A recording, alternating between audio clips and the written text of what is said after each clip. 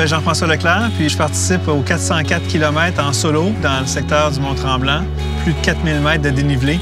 C'est un gros challenge. C'est une très grosse distance pour un athlète comme moi en vélo. Donc forcément, ça va être une très longue journée.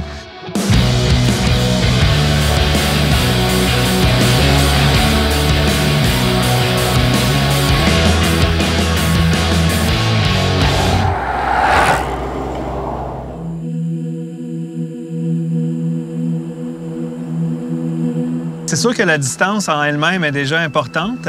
En plus, on est au mois de septembre, donc il peut y avoir du vent. Il va faire assez froid, il annonce beau, mais il va faire probablement 2-3 degrés le matin, puis en soirée, il va faire aussi froid. Clairement, c'est un cas de petit couvre-chaud sur eux.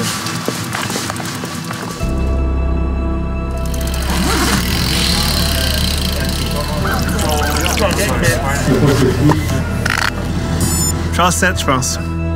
Cette course-là, c'est un défi important. C'est l'événement principal pour moi cette année. Je me dis que si je finis entre 15 et 16 heures, je vais être très, très heureux. Si c'est plus long, ça sera plus long. L'objectif, c'est de finir. Quand je suis arrivé sur le départ, puis là, c'était comme vrai, on dirait. Là, je réalisais que c'est concret, ça y est, on va partir.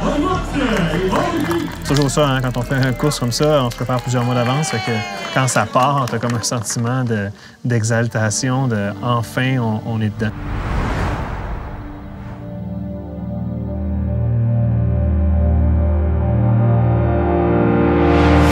C'est la première solide de la ride. Il y en a une autre qui s'en vient. On a tendance souvent à aller trop vite, puis vouloir aller trop vite ou sentir qu'on est trop en forme. Puis là, évidemment, en partant pour une épreuve de cette longueur-là, la gestion de l'énergie, je savais que c'était un élément important. C'est-à-dire de ne pas partir trop vite, de bien gérer mon tempo, bien commencer à boire, à manger, vraiment pour ne pas hypothéquer ma course là, dès la première étape. J'ai pas vu beaucoup de monde pendant la course. Ça, c'était spécial parce que j'avais l'impression d'être un peu tout seul au monde, sachant qu'il y avait quand même des dizaines de participants à gauche et à droite. Je suis quand même habitué de rouler en solo parce que pour un paquet de raisons personnelles, familiales, gestion de temps, je roule 90% du temps tout seul. Mais là, sur une longue période, avec un parcours dans un événement, c'était un petit peu différent. Fait que la première étape, dans l'ensemble, ça s'est bien passé. Il faisait 3-4 degrés, je pense, à peu près. Fait que c'était frais, mais on voyait que le soleil était pas loin derrière. Donc, tout ça était très gérable. Je me suis rendu au premier. Le froid, c'est le seul challenge. J'espère pas trop gaspiller l'énergie à garder ma température, mais tout va bien là. J'ai pas de timer, fait que j'y vais au feeling. Donc, je sais pas, je suis rendu à peu près, mais je pense que je suis pas trop vite. J'espère, en tout cas. J'ai des œufs et des saucisses dans le char, t'en veux-tu?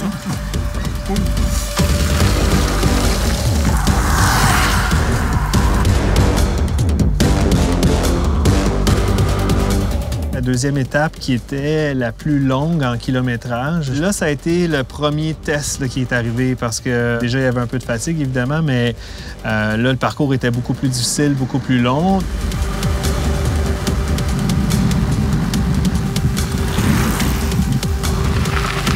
Les 25 premiers kilomètres de la deuxième étape, là,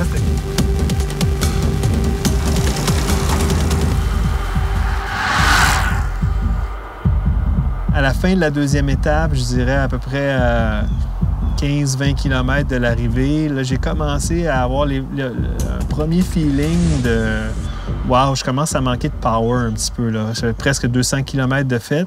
J'avais hâte à la fin de la deuxième étape pour prendre une pause. Puis ça, c'est sûr que mentalement, ça aide. Quand tu sais que tu vas mettre le pied à terre, te reposer un peu. Je savais qu'il allait y avoir aussi du monde probablement de ma famille qui allait me rejoindre là aussi. Donc, la deuxième étape, ça a été le premier challenge, on va dire, psychologique puis physique, mais surtout mental, là, de dire, OK, là, c'est pas fini, c'est loin d'être fini, mais sachant que la moitié approchait, c'était un peu à ça que je me suis accroché. Wow! Es-tu allé chez le dentiste? Non! Quand je suis arrivé à Tremblant, c'était déjà comme un premier accomplissement d'avoir fait la deuxième partie. Mais là, si je roule la manche courte, là, dans 5 km, je m'en vais à l'urgence. On se voit ce soir? Ça va très bien pour lui. Et lui, la Marguerite? Marguerite! Bye, papa! Go, go, go, go!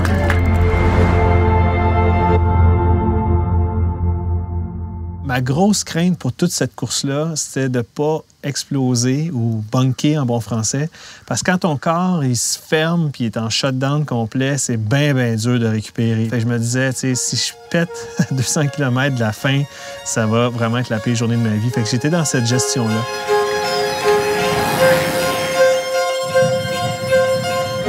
La troisième étape était spéciale aussi parce que le chemin du Nord-Est, c'est un chemin qui s'en va vers Saint-Donat à partir du lac supérieur, puis c'est un chemin en ligne droite qui passe à travers la montagne.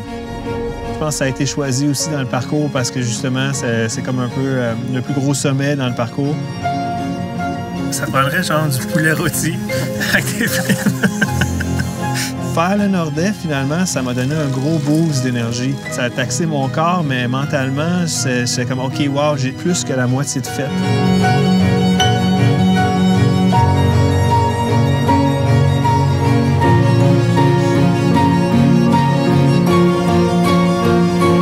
Puis à un moment donné, il y a eu la surprise de la troisième étape. Et finalement, ça a été une des passes les plus difficiles du parcours. Une succession de 10-15, ça m'a semblé 50 petites côtes, pas très longues, mais très à pic, une après l'autre, monte, descend, monte, descend. Il n'y avait vraiment pas de repos. Aussitôt qu'on descendait, on était au creux d'une autre côte. Le tour du lac, c'était pire que le Nord-Est. Je l'ai pas vu venir. Je m'y attendais pas.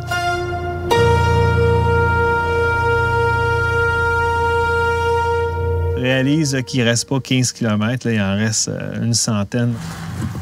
Ma plus grosse déception, c'est qu'il n'y a pas de poulet rôti à l'étape 3. Il y a juste des bars. Puis la galette, man. La galette. J'ai vécu sur le petit plateau là, pendant à peu près un heure de temps. GG. Gotta go, gotta go, gotta go. I taught you everything you know. Every little thing you know. Gotta fly, butterfly. You won't even tell me why. You can't go on without me. Can't go on alone. Just stop to think about it. You will never make it home. You will never make it through. 'Cause I'm the only one for you.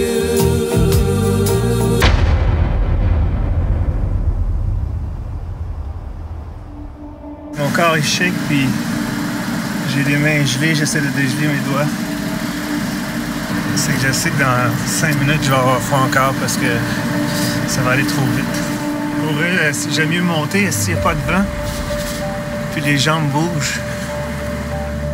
C'était vraiment ça. J'avais hâte de pogner une montée parce que quand tu montes, il y a moins de vent, il fait chaud, parce que tu forces puis tout ça. J'avais comme hâte de pogner des côtes, ce qui était complètement absurde. On va essayer de se rendre en bas. OK, vas-y, man. Je vais doucement.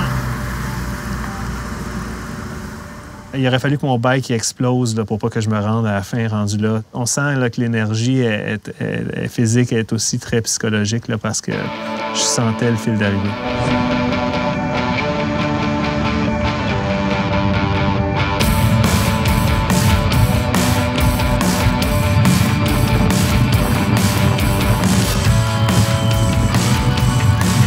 Ça vient de finir 404 km? Oui. Wow, bravo! Ah, super cool, écoute. Ça a été aussi dur que je pensais que ça allait être, mais en même temps, je suis tellement content d'avoir réussi. Puis l'adversité a fait que c'était encore plus gratifiant. COVID oblige, je te la laisse te la mettre autour du cou de toi-même. C'est parfait, merci beaucoup. Toutes mes félicitations. Super, c'est très gentil. Ça l'a porté Très fièrement. bien mérité. Wow. Ah, merci. C'est nice. Il y a un moment où tout le monde se dit être plus jamais. Puis généralement, à peu près 1 heure ou 2 après la course, c'est là que tu te dis « Ah, peut-être qu'un jour, ils vont réussir à me convaincre de faire le 800 ».